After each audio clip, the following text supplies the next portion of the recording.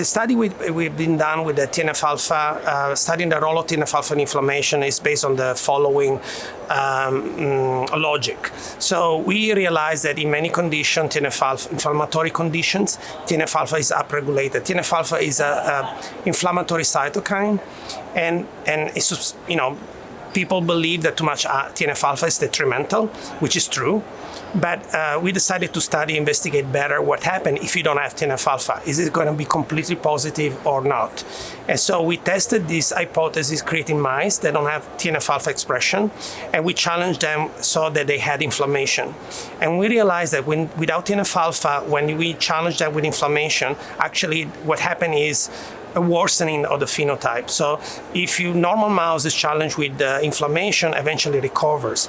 But if you take out TNF-alpha completely and we challenge the same way these animals, they actually die. So we show with this paper basically that TNF-alpha has two roles. So the primary role is what people believe that an excess of TNF-alpha is detrimental, it leads to anemia and a reduction in red cell production.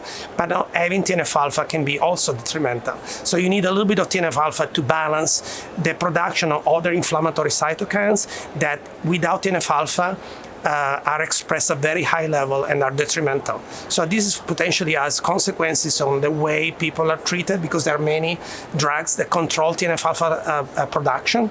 So I think it would be interesting to test if use of this drug sometimes can be beneficial, but in those cases may not be beneficial. It may be due to the fact that you overdoing it. So you maybe need to reduce the drug treatment or control how this drug treatment affect inflammation for other cytokines.